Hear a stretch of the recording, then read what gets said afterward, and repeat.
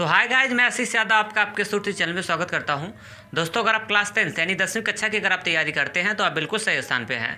तो चलिए मैं आपको बता दूं, क्लास 6 का है, क्लास मैथ का है। यहाँ पे हम आपको डेली कुछ ना कुछ फैक्ट बताते रहते हैं और आज भी मैं बताने वाला हूँ। तो मैं आपको बता दूँ कि अभी हम लोग लेसन 8 पढ़ रहे हैं, जिसका नाम क्या है, त्रिकोणमिति का परिचय।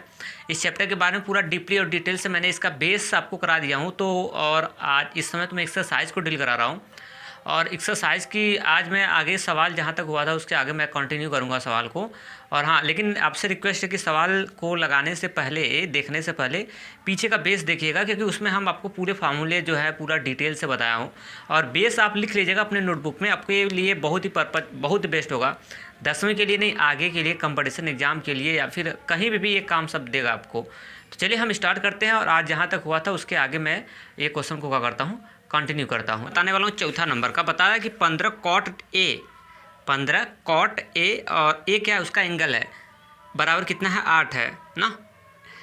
तो साइन ए और सेक ए का मान ज्ञात करिए। ए फॉर ए क्या है, ए एंगल है। मैं आपको चलिए पहले सबसे पहले क्या करेंगे, सॉल्यूशन करेंगे और उसके बाद लिखेंगे क्या है, दिया है। सबसे पहले हम सॉल्यूशन करते हैं और उसके बाद लिखते हैं क्या है, दिया है, और उसके बाद लिखते हैं क्या, डैश। जो दिया है ना, डेटा लिख लो।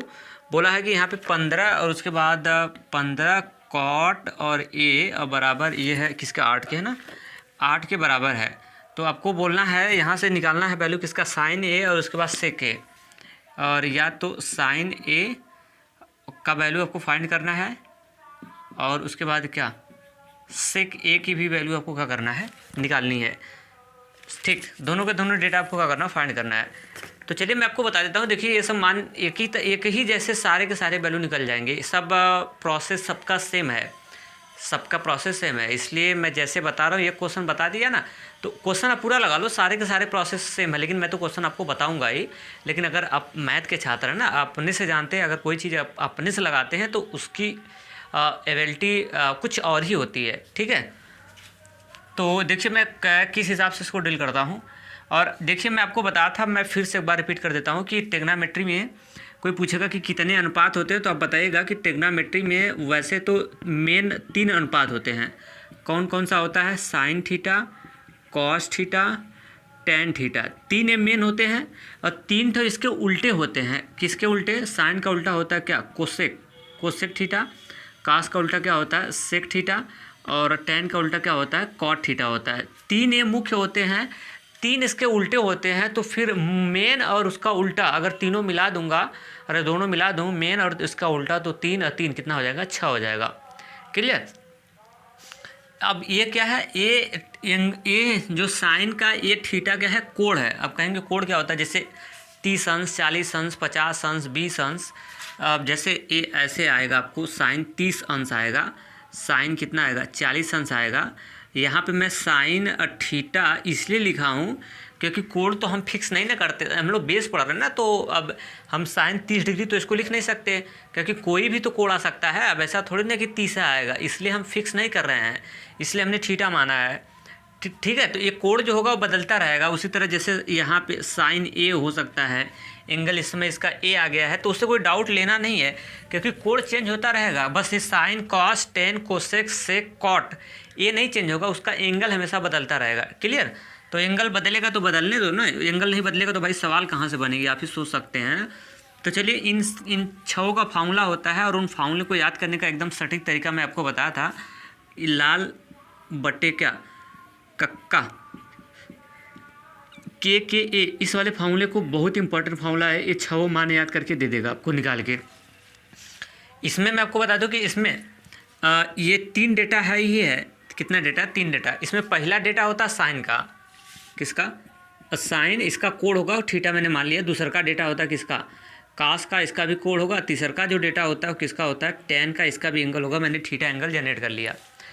कोई पूछेगा साइन थीटा का फार्मूला बता, तो आप बताएंगे लंब बटे कर्ण, और उसके बाद कास थीटा का पूछेगा तो आधार बटे कर्ण, और उसके बाद लंब, अगर टेन थीटा का कोई बोलेगा तो आप बताएंगे क्या, लंब बटे कितना बोलेंगे, आधार बोलेंगे। क्लियर। और इसका उल्टा अगर कोई कोसेक का बोलेगा तो आपको याद करना होगा कि कोसेक किसका उल्टा होता है, साइन का। तो अगर कोसेक का मान पूछेगा तो उलट के मान बताएंगे आप, कर्ण बटा लंब, और उसी तरह अगर सेक का मान पूछेगा तो याद कर, आपके दिमाग में होना चाहिए कि सेक किसका उल्टा होता है, कॉस का उल्टा होता है। तो उल्टा मान करके बताएंगे, कर्ण बटे क्या आधार बताएंगे। और उसके बाद एक और कौन बता, कॉट, और कॉट किसका उल्टा होता है, टैन का। तो आप उल्टा मान बताएंगे ना, आधार बटे कितना, लंब। याद हो गया होगा सारे के सारे डेटा, बस ये वाला याद कर लेना, बस जुगाड़ हो जाएगा। तो चलिए अब स्टार्ट करते हैं। अब इसका वैल्यू निकालने कैसे निकालेंगे। अब जो डेटा दिया गया है इसी के सहारे से निकालेंगे। 15 और इंटू अब कितना है, कॉट ए है बराबर कितना है, 8 है। तो देखो हम लोग क्या कर लेते हैं, यहाँ से कॉट ए की वैल्यू निकाल लीजिए। अब 15 देखिए ये इंटू में इधर आएगा तो बटे में हो जाएगा, 8 बटे कितना हो जाएगा, 15 हो जाएगा। क्लियर। अब यहाँ से हम लोग क्या कर लेते हैं, कॉट ए। अब यहीं से जो सब काम बनेगा इसको लाएंगे, अभी देखना कैसे ला रहा हूँ।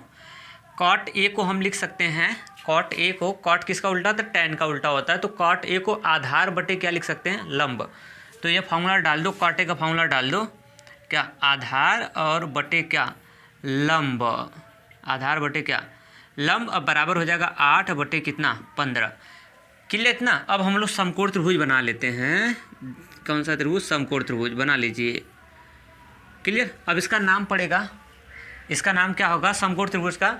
और अभी तो हमको केवल एक ही नाम पता है, क्या, ए पता है, क्योंकि सबका एंगल ए दिख रहा है।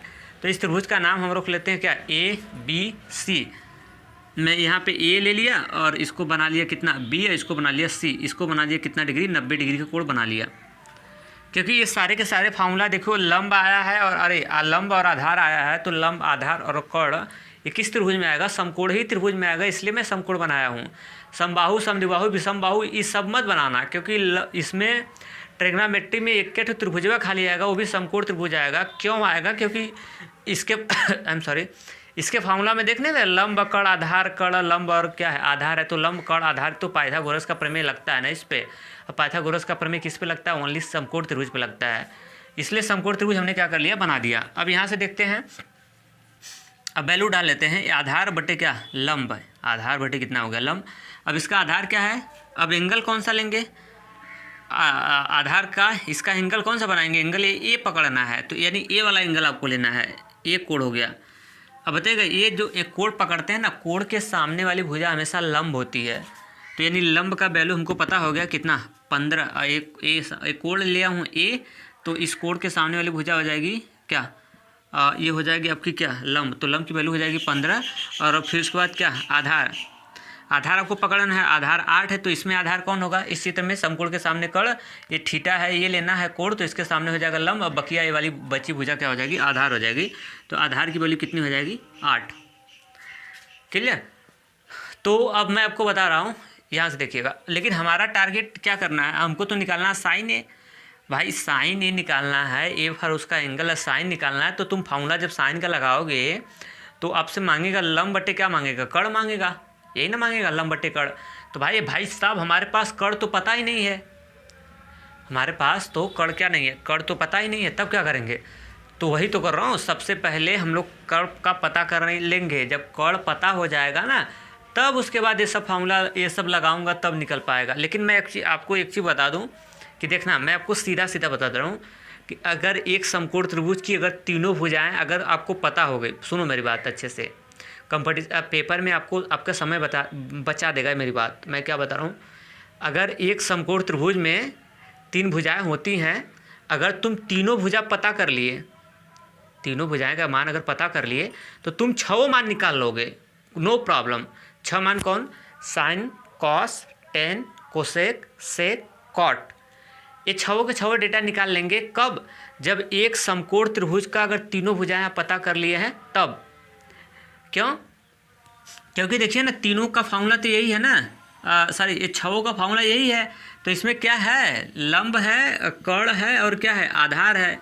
भाई साहब इस फार्मूला में क्या है, लंब, कर्ण और आधार है, तीनों ठो डेटवे है। तो मैं तो यही तो समझा रहा हूँ कि अगर 6 मान निकालना चाहते हो तो इसी में से फार्मूला चॉइस करेंगे। हाँ, और इसमें लंब कर्ण आधार है, तो क्यों ना हम लंब कर्ण आधार तीनों इसका पता कर लेते हैं। फिर उसके बाद 6 का 6 मान निकल जाएगा। लेकिन इनमें से 2 ही मान पूछा है तो दोनों निकल जाएगा, 4 पूछता तो 4 निकाल लेते, 6 पूछता तो 6 निकाल लेते। ठीक है, तो ये मेरी बात याद रखना कि जब भी एक समकोण त्रिभुज होगा तो तुम उसकी तीनों भुजा पता पहले कर लेना, तब उसके बाद जो मान सान निकालना होगा, इस मान को निकालना फटाक से निकल जाएगा। ठीक। तो चलिए पाइथागोरस का प्रमेय लगाते हैं। एक भुजा गायब है उसको पता कर लेते हैं। अब यहाँ पे लिखेंगे, अब जैसे मैं बता रहा हूँ वैसे पेपर में लिखना है। मैं ऐसे ऐसे लिखते जा रहा हूँ तो आप भी ऐसे ऐसे अपने अपने रफा में ऐसे ऐसे मत लिखते जाना, अब नीचे ऐसे आना है ना, जगह का कमी है ना, तो इसकी वजह से मैं ऐसा कर रहा हूँ।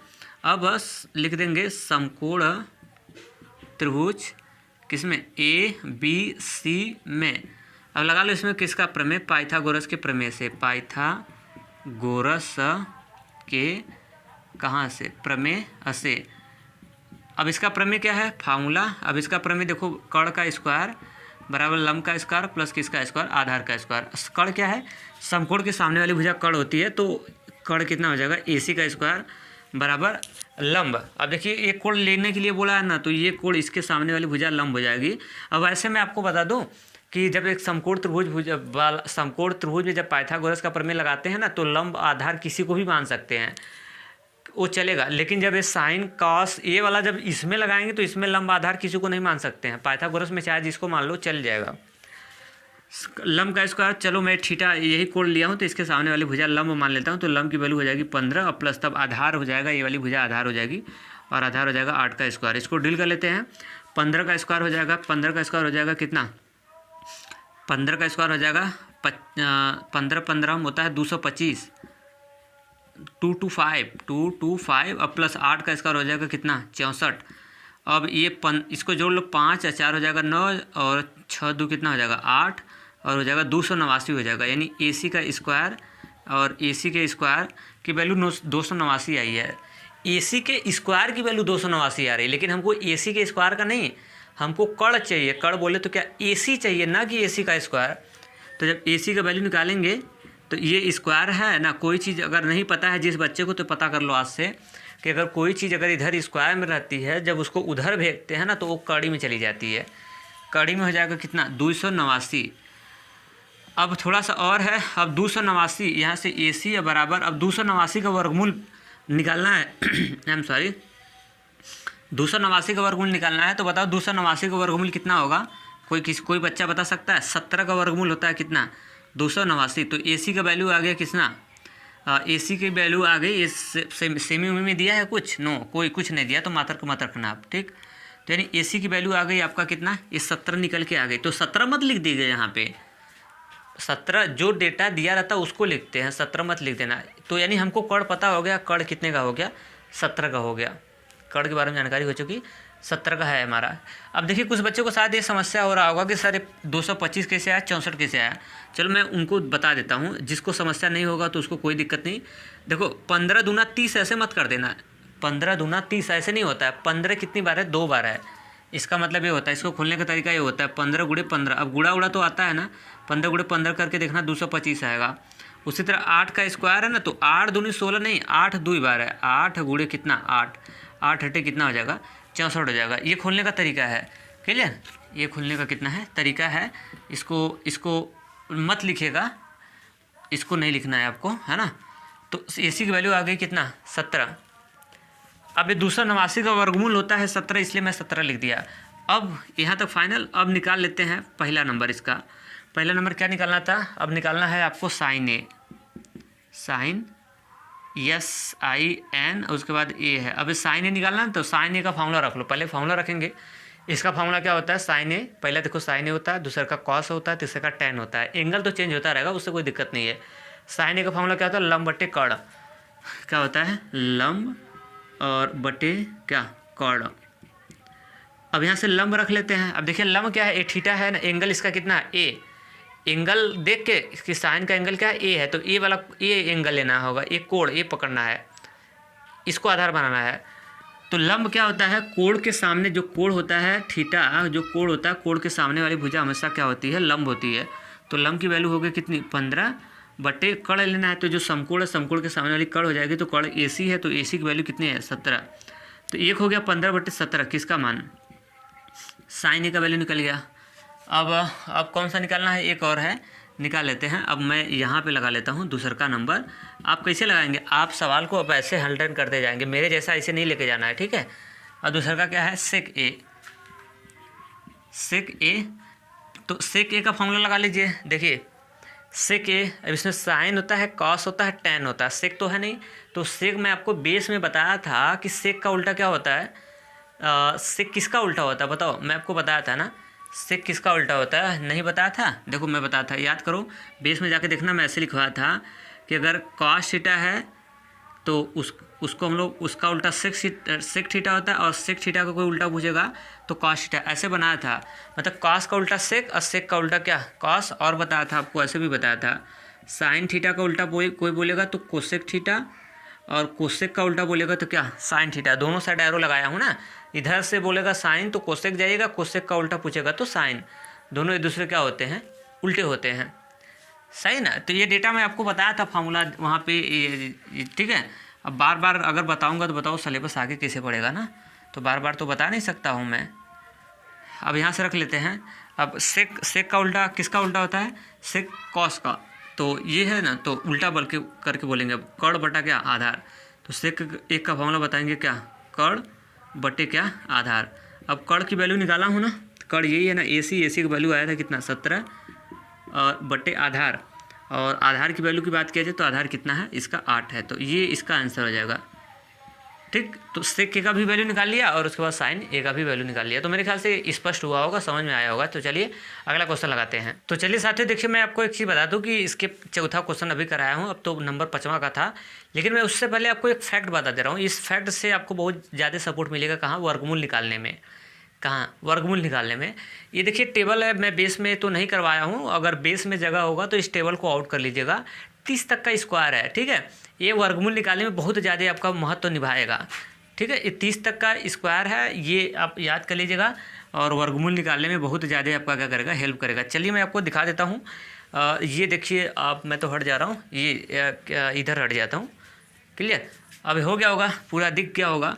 चलिए मैं आपको बता दूँ, 1 का स्क्वायर 1 है, 2 का स्क्वायर 4 है, 3 का स्क्वायर 9 है, 4 का स्क्वायर 16 है, 5 का स्क्वायर 25, 6 का स्क्वायर 36, 7 का स्क्वायर कितना, 49, और 7 का स्क्वायर 49, 8 का स्क्वायर 64, 9 का स्क्वायर 81, 10 का स्क्वायर 100, 11 का स्क्वायर 121, 12 का स्क्वायर 144, 13 का स्क्वायर 169, 169, 14 का स्क्वायर 196, उसके बाद 15 का स्क्वायर होता है 225, और उसके बाद 16 का स्क्वायर होता है 256, 17 का स्क्वायर होता है 200 कितना, 89, और 18 का स्क्वायर अगर आप करेंगे तो 361 हो जाएगा, 19 का 384, 20 का 400, और उसके बाद 21 का हो जाएगा 441, 22 का होगा 484, 23 का हो जाएगा आपका कितना 529, और 24 का हो जाएगा 576, 25 का हो जाएगा 625, और उसके बाद 26 का हो जाएगा 676, और 27 का स्क्वायर आप इसमें देखेंगे तो 729 होगा, और 28 की बात किया जाए तो 841 होगा, और अगर 29 का स्क्वायर किया जाए तो 28 का मैं गलत बोलिए ना, 28 का स्क्वायर 884, और 29 का अगर स्क्वायर करेंगे तो 841 होगा, और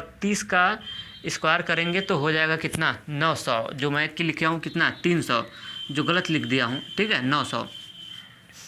अब इससे फ़ायदा क्या होगा, देखो फ़ायदा ये होगा कि अभी जैसे वर्गमूल में अंडर रूट में पड़ा हुआ था कितना आपका कितना 289 पड़ा हुआ था, तो मैं निकाल दिया था कितना 17। तो कैसे निकाल दिया था, देखो इधर देखो, 1 का स्क्वायर कोई पूछेगा तो 1 बताएंगे, लेकिन 1 का वर्गमूल पूछेगा तो 1, 2 का स्क्वायर बोलेंगे तो 4, लेकिन 4 का वर्गमूल बोलेगा तो 2, 3 का स्क्वायर कोई पूछेगा तो 9, और 9 का वर्गमूल पूछेगा तो 3 बताएंगे। उसी तरह देखिए 13 का अगर स्क्वायर कोई पूछेगा तो आप बताएंगे 169, लेकिन 169 का वर्गमूल पूछेगा तो इधर बताएंगे आप कितना 13। 14 का स्क्वायर पूछेगा तो 196 बताएंगे, लेकिन अगर 196 का वर्गमूल पूछेगा तो 14। 15 का स्क्वायर कोई पूछेगा तो 225, लेकिन 225 का वर्गमूल बोलेगा तो 15। देखो 17 का स्क्वायर कोई पूछेगा तो 289, और 289 का वर्गमूल कोई पूछेगा तो कितना बताएंगे 17। मतलब ऐसे समझो, इधर जब इसका स्क्वायर मारते हैं और उधर से जब इधर आते हैं, उधर से इधर आते हैं तो वर्गमूल बनता है, और इधर से उधर करते हैं तो स्क्वायर बनता है। अंतर समझा ना। ये 30 तक याद कर लीजिएगा, पूरा एक आपको वर्गमूल निकालने में बड़ी मदद करेगा।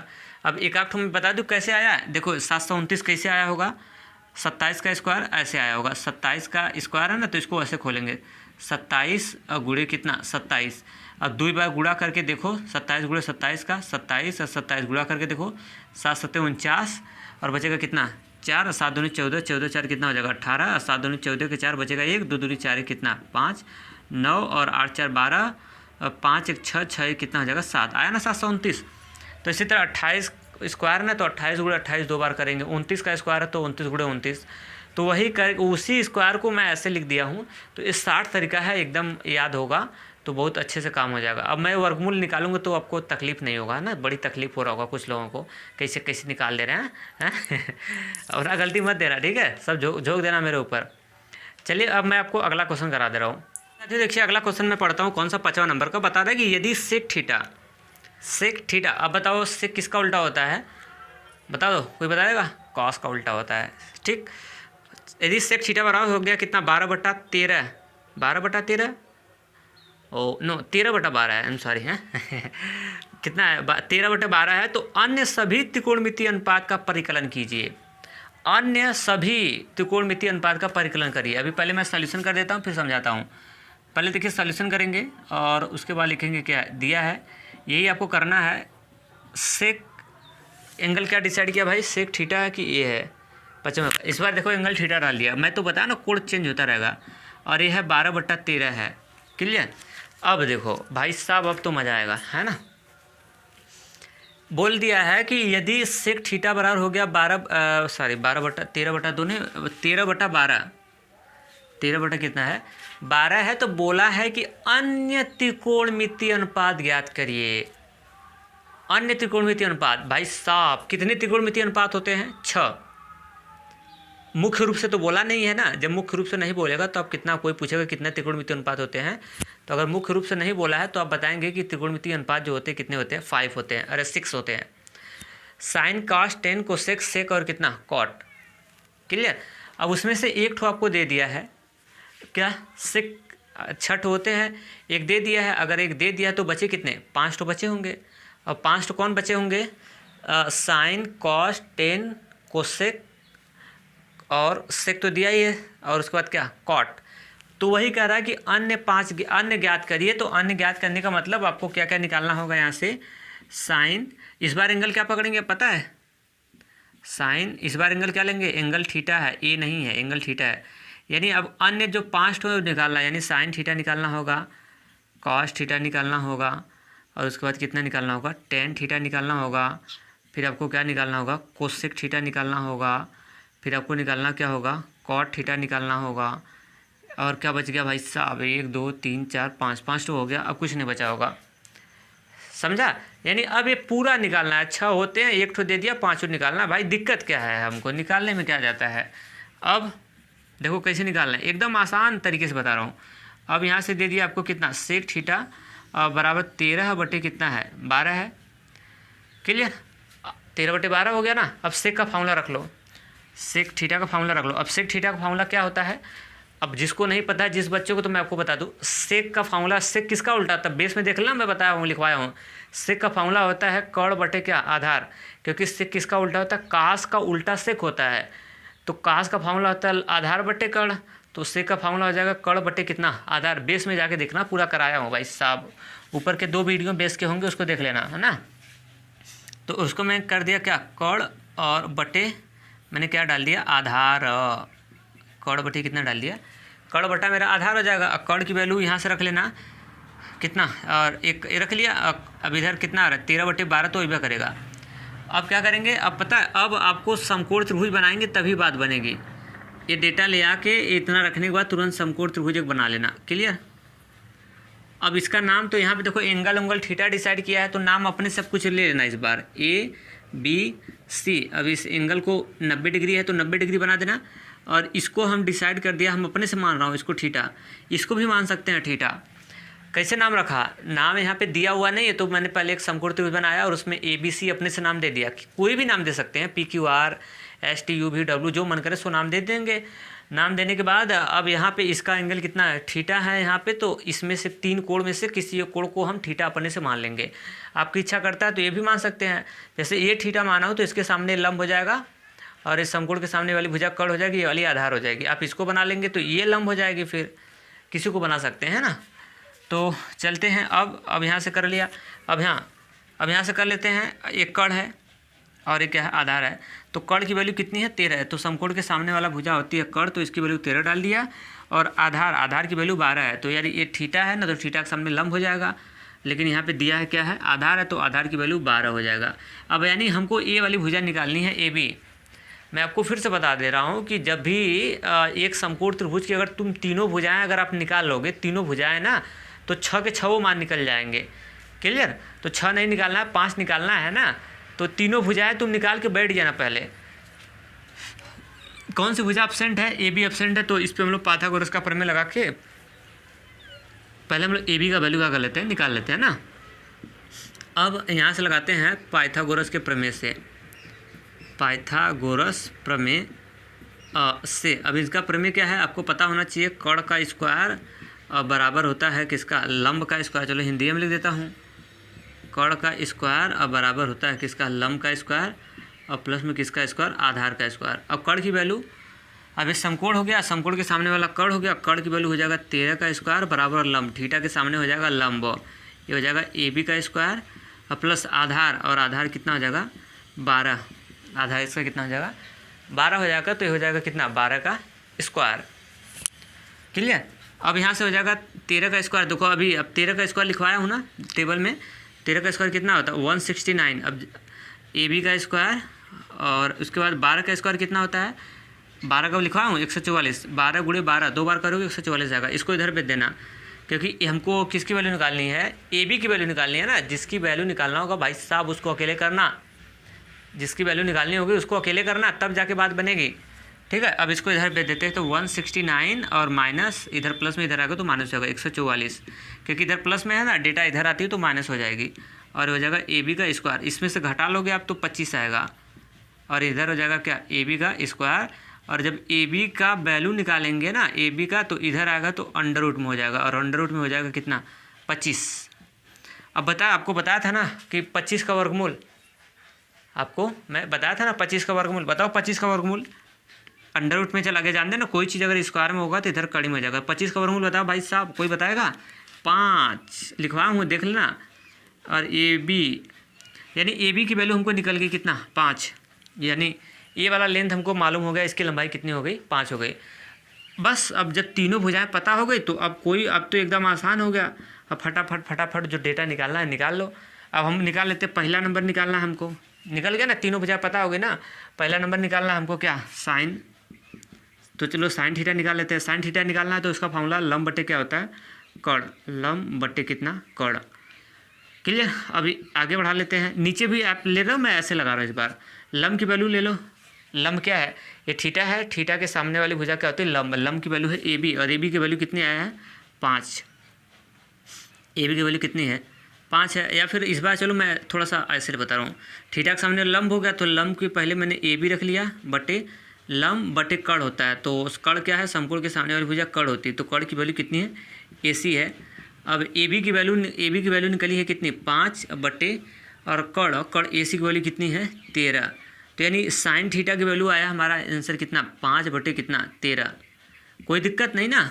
इस बार थोड़ा सा मैं कैसे लगा रहा हूँ, मैं ऐसे इधर साइड में लेके जा रहा हूँ सवाल को, ऊपर से आप नीचे भी लगा सकते हैं, नो डाउट, इसमें कोई दिक्कत नहीं। मैं इस बार ऐसे लेके जा रहा हूँ। साइन थीटा बराबर पहले लंब बट्टे कर्ण रखा, लंब थीटा के सामने हो जाएगा लंब ए बी, और बट्टे कर्ण की वैल्यू कितनी है ए सी। अब ए बी का मान रख लो 5 और ए सी की वैल्यू कितना 13। अब चाहते तो इसको साइलेंट करके डायरेक्ट 5 बटे 13 भी लिख सकते हैं, क्योंकि इसके पीछे तो ऐसे ही बता रहा था ना, उसमें चलो कोई दिक्कत नहीं भाई साहब, उससे क्या दिक्कत है। नंबर दूसरा का बता लेते हैं। दूसरा का हमको निकालना है कितना कॉस थीटा। अब कॉस थीटा का फॉर्मूला रख लो, आधार बटे क्या होता है, आधार और बटे होता है क्या कर्ण। अब मैं डायरेक्ट रख रहा हूँ ना इस बार, आधार बटे कर्ण, सॉरी मैं लंब लिख दिया हूँ, आधार और बटे क्या होता है कर्ण। अब आधार की वैल्यू रख लो यहाँ से, ये थीटा हो गया तो थीटा के सामने हो गया लंब, और समकोण के सामने हो गया कर्ण, तो ये वाली भुजा बचेगी क्या आधार, तो आधार की वैल्यू हो जाएगी 12, और बटे समकोण के सामने वाली भुजा हमेशा कर्ण होती है, तो 12 बटे 13 हो जाएगा। 2 ठो आंसर निकला भाई साहब, 5 ठो इसी से निकालना है। नंबर तीसरा का, और तीसरा का आपको क्या निकालना है टेन थीटा। अब टेन का फॉर्मूला रख लो, आधार बटे क्या होता है, सॉरी लंब बटे आधार होता है, तो लंब बटे कितना आधार बराबर लंब क्या होता है, थीटा के सामने वाली भुजा लंब है ए बी, तो ए बी का वैल्यू निकाला हूँ मैंने 5 बटे आधार। अब ये थीटा के समकोण के सामने कर्ण हो गया, तो ये वाली भुजा आधार हो जाएगी, तो यानी हो जाएगा 12। क्लियर? और ये हो गया हमारा एक आंसर, ये हो गया अब आते हैं हम लोग किस पे, नंबर चौथे पे आते हैं भाई साहब। नंबर चौथा आपको निकालना है, देखो इधर से कोसेक निकालना है। कितना, कोसेक थीटा। अब कोसेक किसका उल्टा होता है, कोसेक उल्टा होता है किसका, साइन का, बताया था ना। तो अब साइन का उल्टा होता है क्या, कोसेक। तब उल्टा फॉर्मूला रखना, कर्ण बटे क्या, लंब, कर्ण बटे क्या, लंब। अब यहाँ से कर्ण की वैल्यू रख लेना, समकोण के सामने हो जाएगा कर्ण 13 बटे लंब, लंब थीटा के सामने वाला हो जाएगा लंब, लंब की वैल्यू ए बी ना। तो ए बी की वैल्यू कितनी है, 5 है। एक वैल्यू ही हो गया, ये आंसर हो गया। कट हो निकला, 1 2 3 4 और एक ठो और निकालना है, तो मैं यहाँ पे निकाल लेता हूँ एक ठो, और या फिर यहीं पे निकाल लेता हूँ, यहीं पे निकाल लेता हूँ। आप तो समझ रहे हो, आप कहाँ लिखेंगे, नीचे लिखिएगा। और अब नंबर हम निकाल देते हैं कौन सा, 5वें नंबर का। और 5वां हमको निकालना है क्या, कॉट निकालना है। तो कॉट थीटा, अब कॉट किसका उल्टा होता है, टैन का उल्टा होता है। कॉट किसका उल्टा होता है, टैन का। और टैन का फॉर्मूला तीसरा वाला होता है। तो टैन बराबर होता है लंब बटे आधार, तो उसका उल्टा होता है कॉट, तो हो जाएगा आधार बटे क्या, लंब। आधार बटे क्या हो जाएगा, लंब हो जाएगा। यहाँ पे आधार और बटे लंब ना। अब आधार की वैल्यू रख लेना। अब आधार क्या भाई साहब, थीटा के सामने वाला लंब, समकोण के सामने वाला कर्ण, ये वाला हो जाएगा आधार 12 बटे, अब यहाँ से कर्ण, और कर्ण कर्ण कर्ण समकोण के सामने वाला कर्ण होता है ना, तो कर्ण की वैल्यू हो जाएगी इतना 13। और ये किसका निकल गया, कॉट ए थीटा, एंगल इसमें एंगल ए है, ये इसका आंसर हो जाएगा। ठीक है, तो यही 5 निकालना था और बैक टू बैक हमने पाँचों का वैल्यू निकाल लिया, तो स्पष्ट हुआ होगा। चलिए मैं अगला क्वेश्चन बताता हूँ। तो मैं आपको बताता हूँ नंबर आपका 6 नंबर का क्वेश्चन।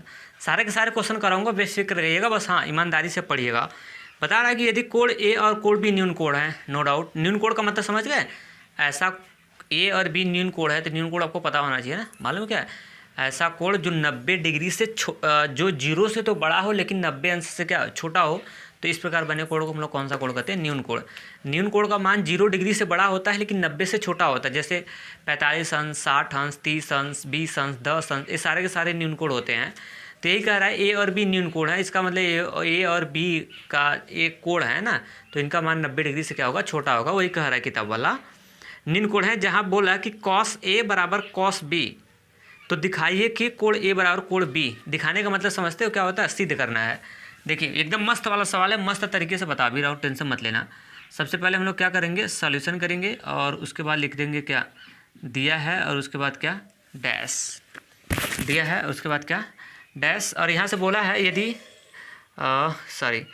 यदि कोण ए और कोण बी कैसे है, न्यून कोण है। ये डेटा आपको दे दिया है, यदि कोण ए और कोण बी ये कैसे कोण है, ये न्यून कोण है, न्यून कोण है, ये दिया है। और आगे बढ़ा दीजिए, जिसके बाद जहाँ कॉस ए, एक डेटा और दे दिया है, कॉस ए अब बराबर है किसके है, कॉस बी के। क्लियर, हाँ। तो अब दर्शाना है, दर्शाने करने का मतलब ही होता है क्या करना है, सिद्ध करना। दर्शाना कहिए चाहे क्या कहिए, सिद्ध करिए, दोनों बात एक ही है। क्या सिद्ध करना है, सिद्ध ये करना है कि सर कोण ए बराबर कोण क्या है, बी है, ये हमको क्या करना है, सिद्ध करना है भाई साहब। कोई दिक्कत नहीं, सिद्ध करते हैं। देखिए हाँ चलिए मैं आपको इसको सिद्ध करके दिखाता हूँ कि किस हिसाब से आप सिद्ध करेंगे और कैसे सिद्ध करेंगे, ये बात कैसे बनेगी, एक समझ नहीं आ रहा है बट समझा देता हूँ, टेंशन मत लेना। इसका हम लोग कर देते हैं एक्सप्लेन, उपपत्ति कर लेते हैं। उपपत्ति का मतलब समझते हैं ना, एक्सप्लेन। उपपत्ति का मतलब क्या, एक्सप्लेन। एक्सप्लेन का मतलब व्याख्या, यानी कैसे आएगा मैं आपको बता रहा हूँ। अब दिमाग लगाओ, ये साइन है, नो सॉरी कॉस है, कॉस मास ये सब दिया है। कॉस उसका मतलब ये पहले हम लोग ट्राइंगल कैसा बना लेते हैं, समकोण। ट्राइंगल कैसा बनाते हैं, समकोण बना लेते हैं ट्राइंगल, फिर यहीं से हम लोग इसकी उपपत्ति करते हैं और कितने इजीली तरीके से करते हैं। देखिएगा ये इजीली पहले समकोण तो भी बना लेंगे, उपपत्ति जब करेंगे तो राइट एंगल हम बना दे रहे हैं। इसका नाम मैंने ए रख लिया, ए, और यहाँ पे बोला है ए और बी कैसे कोण होना चाहिए, न्यून कोण। तो अब समझदारों के लिए इशारा काफ़ी है, इसको मैं 90 डिग्री मान लिया। तो यहाँ पे होगा बी और यहाँ पे होगा सी। यहाँ पे सी बी जिंदगी में नहीं हो सकता, ना तो यहाँ पे ना तो बी हो सकता है ना तो ए हो सकता है। आप कहोगे क्यों, अरे भाई साहब क्योंकि ए और बी होने चाहिए कैसे, न्यून कोण है। तो न्यून कोण है तो उनका मान 90 से छोटा होना चाहिए, और एक कोण 90 का है, तो यहाँ पे तो ज़िंदगी में कभी ए और बी नहीं आएगा, क्योंकि ए और बी न्यून कोण है। तो फिर आएगा क्या, ए बी सी नाम दे दिया। यहाँ पे ले लिया। और आपको सिद्ध करना है, क्या सिद्ध करना है कि कोण ए बराबर कोण बी, यानी आपको ये सिद्ध करना है कि ये वाला एंगल जो है इस वाले एंगल के क्या है, बराबर है। यही हमको क्या करना है, सिद्ध करना है। तो देखिए हम कैसे करते हैं इसको सिद्ध, कितने ईजिली तरीके से मैं कर रहा हूँ ना, ध्यान से देखिएगा। ये चित्र बना लिया चित्र ना। अब उसके बाद लिखेंगे, अब यहीं से लिख दे रहा हूँ। अब ये जो डेटा दिया है ना, इससे हम लोग जुगाड़ कर लेते हैं। जो डेटा दिया है इसी से काम करेंगे। चलो यहाँ लगा लेता हूँ। अब यहाँ से दिया है क्या, cos A, अब बराबर हो जाएगा कितना, cos B। cos A बराबर कितना हो जाएगा, cos B हो जाएगा। चलिए अब इसका फॉर्मूला लगा लेते हैं। cos A बराबर cos B, मतलब इसमें इस cos का एंगल A लेना है, यानी A वाला एंगल का हरा पकड़ने के लिए। और इस cos के लिए बोल रहा है कि एंगल A लेने के लिए बोल रहा है, उससे क्या दिक्कत है। पहले cos का फॉर्मूला रखेंगे हम लोग। और cos का फॉर्मूला क्या होता है, cos का फॉर्मूला होता है क्या, आधार बटे क्या होता है, कर्ण। cos का फॉर्मूला क्या होता है, साइड में लिख देंगे हम लोग यहाँ पे कि चूँकि cos का जो फॉर्मूला होता है cos थीटा का, वो होता है क्या, आधार और बटे क्या होता है, कर्ण होता है। तो बताइए cos थीटा है तो इसका फॉर्मूला क्या हो जाएगा, आधार बटे कर्ण। अब देखो कैसे पकड़ेंगे हम लोग। अब एंगल ए लेने के लिए बोल रहा है ना, cos A आधार बटे कर्ण। अब बताइएगा एंगल ए जब हम लेंगे तो ये समकोण के सामने हो जाएगा कर्ण, और जब एंगल ए लेंगे तो ये होगा कोण यानी एंगल थीटा समझिए। ये कोण लेने के लिए बोला है तो कोण के सामने वाला, कोण का मतलब मैं थीटा बोलता हूँ कि थीटा के सामने वाला लंब होता है। थीटा का मतलब कोण के सामने वाला, यहाँ पे कोण कौन सा लेना है, ए। तो यानी ए के सामने वाली भुजा हो जाएगी आपके क्या, लंब ना, थीटा। ए इस कोण के सामने वाली भुजा हो जाएगी लंब, और आपको लेना क्या, आधार। तो यानी जब एंगल ए होगा तो इसके केस में आधार का काम AC करेगा। मेरी बात पकड़ो। cos थीटा का फॉर्मूला क्या होता है, आधार बटे कर्ण। तो आधार इसमें कौन होगा, जब एंगल ए लेंगे तो एंगल ए तो कर्ण हो गया, सीधा सीधा। कौन सा कोण पकड़ रहा हूँ, जब ये वाला कोण पकड़ेंगे इसके रिस्पेक्ट में तो ये हो जाएगा आपका क्या, थीटा कोण। देखिए साथियों, आपको एंगल लेना इस बार क्या, यहाँ पे एंगल ए, जब एंगल ए के रिस्पेक्ट में देखेंगे, ए वाला कोण पकड़ेंगे तो ये आपको फॉर्मूला cos का लगाएंगे तो आधार चाहिए और क्या चाहिए, कर्ण चाहिए। तो ये होगा थीटा, यानी कोण पकड़ रहे हैं ए तो इसके सामने हो जाएगा लंब और समकोण के सामने कर्ण हो जाएगा। तो ये बचेगा क्या, आधार। तो यानी हम फॉर्मूला ये वाला रखाएंगे ना, आधार बटे क्या, कर्ण। तो आधार की वैल्यू हो जाएगी कितना, AC और बटे कर्ण। समकोण के सामने क्या होता है, ये समकोण है ना, तो समकोण के सामने वाली भुजा क्या हो जाएगी, कर्ण हो जाएगी। AC अपन क्या हो जाएगा, AB हो जाएगा। कर्ण की वैल्यू कितनी है, AB। कब, जब एंगल ए है तब। आगे है क्या, cos B। तो cos का फॉर्मूला तो वही है ना, आधार बटे कर्ण, बस उसका एंगल चेंज है। देखो फॉर्मूला कभी नहीं बदलता है, cos का एंगल भले से बदले लेकिन cos का फॉर्मूला वही रहने वाला है, ठीक है। तो cos का फॉर्मूला क्या हो जाएगा, आधार बटे क्या, कर्ण। लेकिन इस बार एंगल क्या लेना है, B। अब बताओ जब एंगल B पकड़ोगे, अगर आप इस वाले एंगल के रिस्पेक्ट में अगर आप देखेंगे तो ऐसे केस में ये थीटा होगा, तो थीटा के सामने वाला हो जाएगा क्या, लंब, और समकोण के सामने हो जाएगा कर्ण। ये वाली भुजा बनेगी क्या, आधार। कब, एंगल जब एंगल B होगा तब। तो यहाँ पे एंगल B लेने के लिए बोला है, यहाँ पे एंगल A। अब जानते हैं ना एंगल का बहुत बड़ा रोल होता है, एंगल चेंज हो जाएगा तो लंब चेंज हो जाएगा, क्योंकि कोण के सामने वाली भुजा लंब होती है। अगर कोण चेंज तो लंब चेंज हो जाएगा, लंब आधार फटाफट चेंज हो जाएंगे, ठीक। तो यानी जब एक कोण ए बी लेना है, देखिए cos B बोला कि cos का एंगल B है, तो इसके रिस्पेक्ट में देखेंगे तो ये हो जाएगा लंब और समकोण के सामने कर्ण हो जाएगा। तो ये बचेगा क्या, आधार। आधार की वैल्यू हो जाएगी कितनी, रख लेते हैं कितना, BC और बटे कर्ण, और समकोण के सामने कर्ण है तो कर्ण तो अभी रहने वाला है कितना, AB है। अब यहाँ से देखिए AB से AB रिजेक्ट हो जाएगा, क्योंकि बराबर के उधर AB से कैंसिल, और आपका आएगा AC बराबर क्या हो जाएगा, BC। AC बराबर क्या हो जाएगा, BC। अब इसका मतलब क्या हो गया, आप थोड़ा सा दिमाग लगाओ, समझदार लोग हो ना।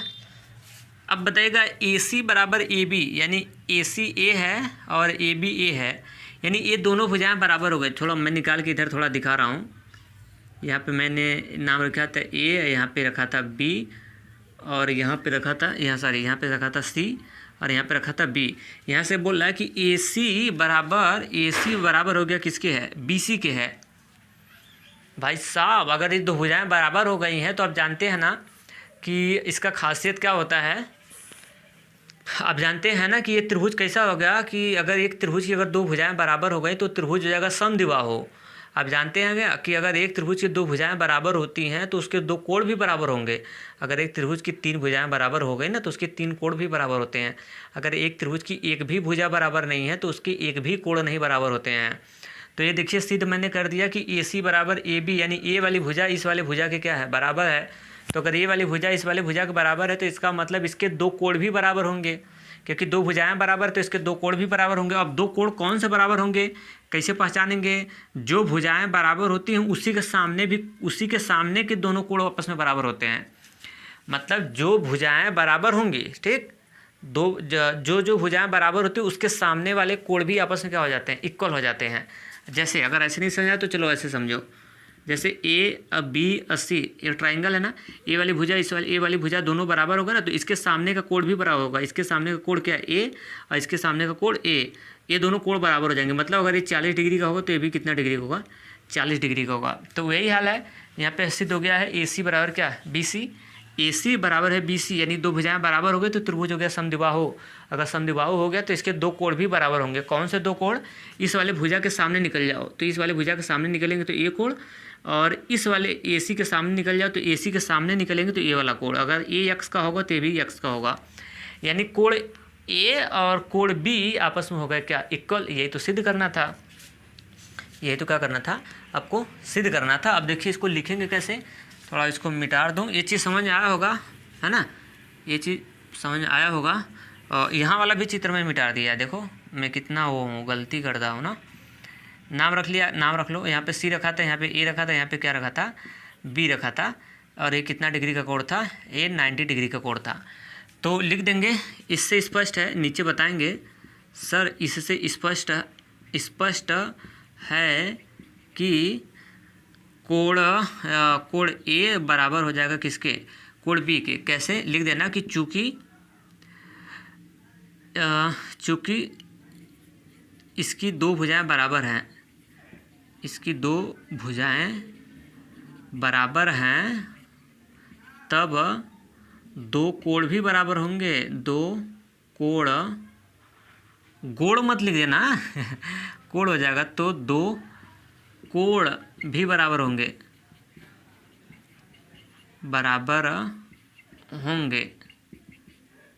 क्लियर। अतः सिद्ध हो गया, अतः क्या हो गया, सिद्ध हुआ। तो मेरे ख्याल से आपको अच्छे से क्लियर हुआ होगा। अगर मैं आपको बता दूं कि कल मैं क्वेश्चन दिया था, मैं पूछा था कि सेक थीटा का किसके बराबर होगा। सेक थीटा मैं ऐसे पूछा था कि सेक थीटा किसके बराबर होगा, यानी सेक थीटा का फॉर्मूला बताना था आपको, क्वेश्चन मार्क ऐसे किया था। तो ये होगा कर्ण बटे किसके बराबर होगा, कर्ण बटे क्या, आधार। सेक किसका उल्टा होता है, कास का। तो देखिए एक कर्ण बटे कितना हो गया, आधार हो गया। तो इसका जवाब, भारती जी का जवाब बिल्कुल परफेक्ट था और इनका जवाब सही आता भी है। तो मस्त है, ऐसे आप जवाब दीजिएगा, आपके लिए फ्यूचर में बहुत ज़्यादा बेनिफिट होगा। तो चलते हैं। सो आज के लिए इतना ही, थैंक्स। अगर वीडियो अच्छा लगा होगा तो अपना फीडबैक आप मुझे ज़रूर दीजिएगा।